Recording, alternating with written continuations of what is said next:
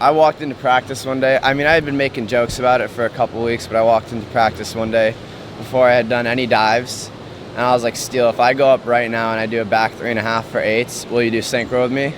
He said yes, fortunately, and all I had done was sit in the hot tub, so I hadn't done anything yet. Went up 10 meter, just really was like, oh man, I have to do this. And I did it for 8s, and he said yes, and I was like, no way, I can't believe that actually just happened. And then 2 weeks later, we competed at nationals, and now we're going world championships. Yeah. That's phenomenal. How in sync are you guys at this point up there? We're really good. I think our synchro has just kind of been natural because obviously we've been training in the same pool for a year under the same coach.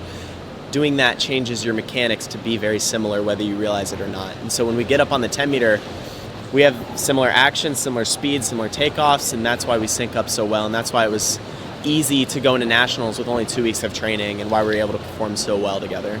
Committing to this program and to Adam and to diving with these yahoos every day, like, is this kind of what you dreamed of?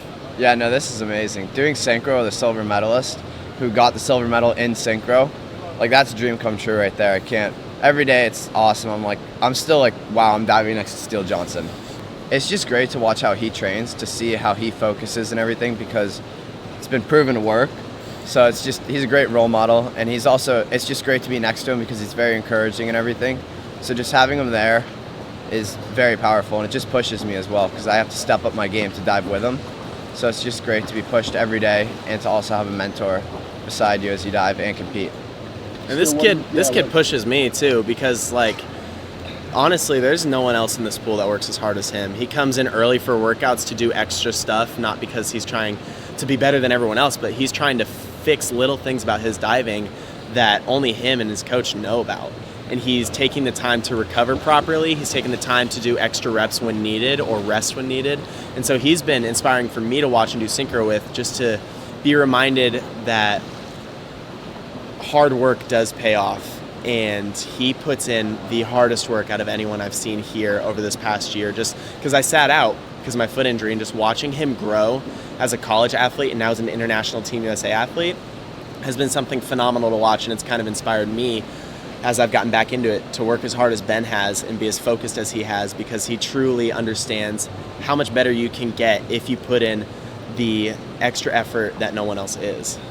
What's the most important thing to do the next few weeks before South Korea? I think the most important thing to do is get the reps off that we need to synchro and rest properly, recover properly, travel properly.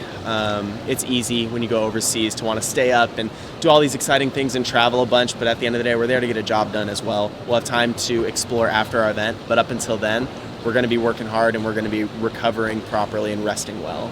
And ultimately, it just comes down to, we got a couple more weeks. We can't get that much better in that time. We just got to start getting the right mindset and making sure that our heads are in the right space come game day.